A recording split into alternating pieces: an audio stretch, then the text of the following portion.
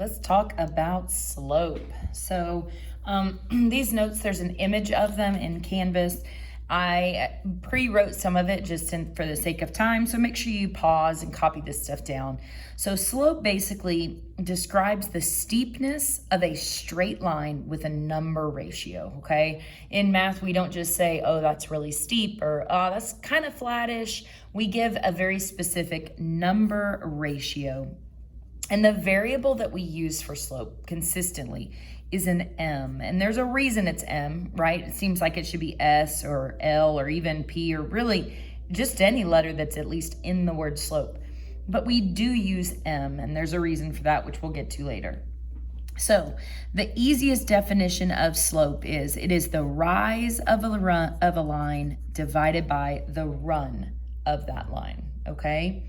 There is a formula for slope that we're going to get to tomorrow that is y sub 2 minus y sub 1 divided by x sub 2 minus x sub 1. So tomorrow's notes, I'm going to really kind of explain what those coordinates mean and how to actually use that. But today we're going to focus on this one right here, this rise over run. So there are 4 types of slope, okay? 4 different categories our slope falls into. One would be a positive slope, which means the next one is a negative slope. Okay, that all makes sense so far.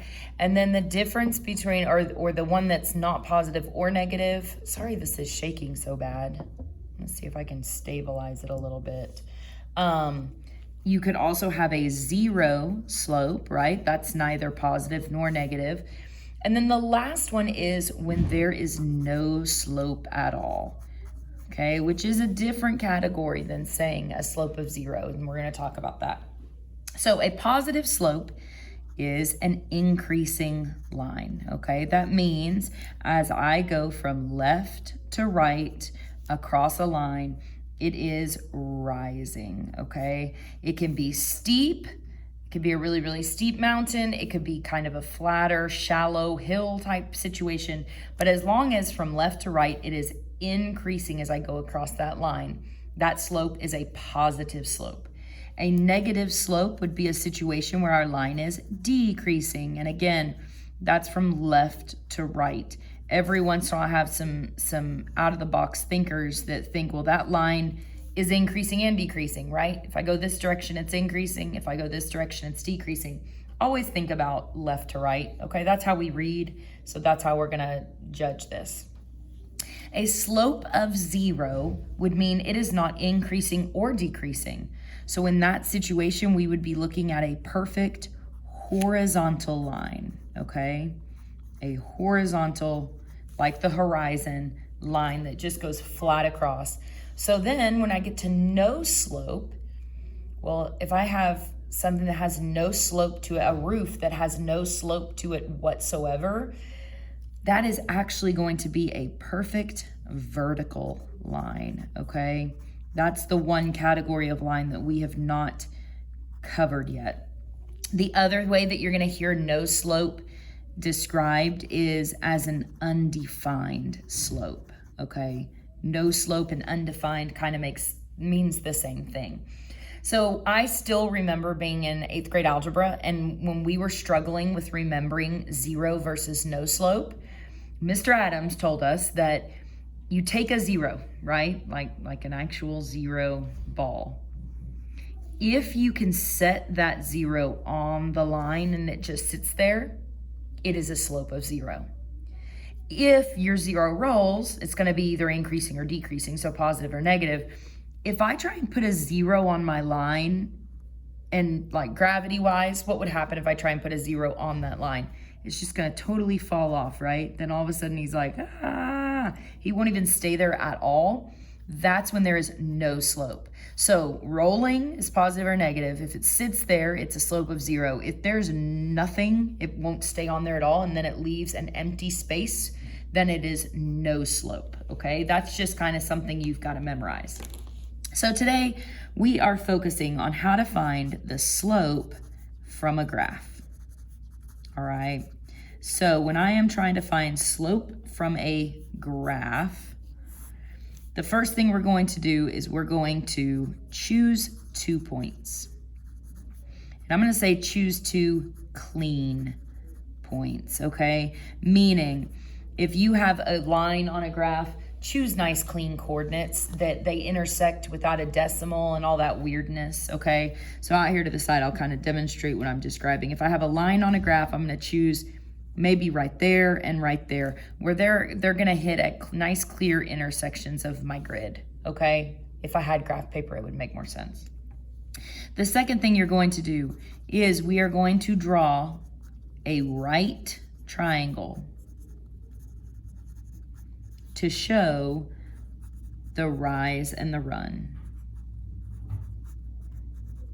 Okay, so if this is my line, I'm going to draw a nice right triangle with a beautiful 90-degree angle in that corner, because that will show me the rise on the side and the run going sideways. So how far did I rise to get from one dot to the next, and then how far did I have to run to get from one dot to the next? Step 3 is you're going to actually count the rise and the run. Okay, so you're going to count how far did it rise, how many spots did it run over. And then the last thing is you're actually going to put those in a ratio, in a fraction. You're going to put the rise over the run and then always simplify. Okay, you have made it to a point in your world that all fractions should be simplified all the time.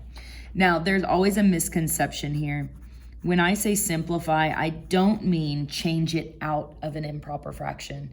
People always want to go to a mixed number. A mixed number doesn't show me the rise and the run like I like to see in a slope. So make a little note to yourself that improper fractions are okay.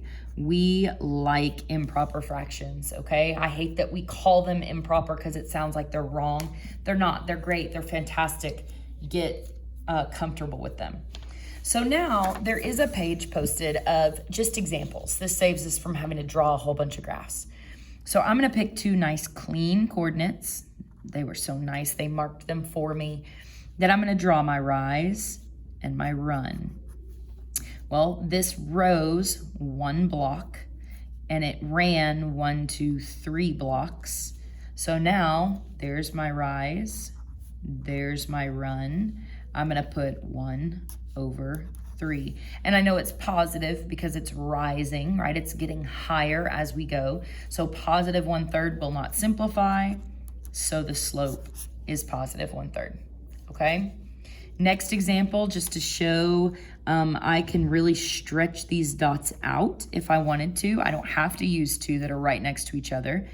I'm going to draw my rise and my run, which is always going to follow the grid lines so that it's a nice 90-degree angle, okay? Let's see, I'm rising 1, 2, 3, 4 blocks. I'm running 1, 2, 3, 4, 5, 6, 7, 8 blocks.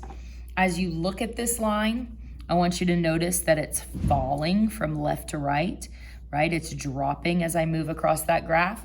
Or you can even think of, to get from the first dot to the next dot, I am dropping 4 blocks, so it's a -4. Always focus the negative on your rise, okay? That's gonna simplify things for us. The run, we're gonna always run to the right. So in this case, my slope is -4/8, rise over run. That will simplify to -1/2. You got to simplify it as far as you possibly can. Fun fact, if I had taken 2 dots that were really close to each other, you would have seen that rise of -1 block down, and a run of 2 blocks over. And so there's kind of the connection there. But this is my final slope, is the simplified one. All right, this one, if I take 2 dots that are, oops, ignore that bell. That's for 7th grade. I'm dropping 2 and running 2. So I'm rising -2 and I'm running 2. So if that slope is -2/2, that simplifies to -1. I can write it as 1/1, but I'm also totally okay with just saying -1. Okay, you can go to a whole number, just don't go to a mixed number. Example 4, same thing. I would encourage you to pause and try the next 3 on your own, and then we'll check them. This one, let's see if I draw my triangle. It rises 3 blocks and runs 2. So the slope is 3/2, which will not simplify. This one, I'll use these two. It rises -1, and then it runs 1, 2, 3, 4, 5, 6. So the slope is -1/6. And then here, I know it's one of those weird ones. It's either a 0 or a no slope. Well, if I can set a 0 on it, the slope is 0, okay? If you think about doing rise and run on this, well, to get from one to the next, I rise 0 and I run, let's see, I'm going from 2 each one. Well, okay, if I have nothing and I divide it into 2 pieces, 0 divided by 2 is 0, okay? The last 3 questions are just taking these and kind of reversing the order that we do them. So if I use this dot and I want a slope of 2/3, that means I'm going to rise 2 and run 3. So from this dot, I'm gonna rise 2 spots, 2 blocks, and I'm gonna run 1, 2, 3 blocks. There's my next dot. I can keep going with this over and over again. So rise 2, run 3, rise 2, run 3. I can get really fancy here and I could go down 2 and back 3, right? If I continue my pattern for the negative, because like -2 and -3. And there you have a nice, beautiful line. If it's a positive slope, your line should rise, okay? Let's see, this one says draw a line through -2, 4 with a slope of -5. So I'm gonna go my dot at -2 and 4 first. Okay, I got the dot on there. A slope of -5, well, I really like slopes to have 2 numbers so that I see a rise and a run. When there's only 1 number, I need to turn it into a rise and a run. So I know that I can always put a number over 1.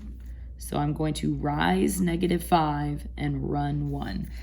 So from this dot, I'm gonna rise 1, 2, 3, 4, 5 down, and I always run to the right. Okay, let the negative control your rise and then always run forward. So 1, 2, 3, 4, 5, and over 1. It does make a negative line, it's decreasing, so it matches what my slope should be. I needed to go through this point and have no slope at all. No slope at all means when I try and put that 0 on it, it just falls off. So that means I'm going to have a nice vertical line happening there. Okay? All right. Tomorrow we'll talk about how to use the formula. So I hope this at least gets you started.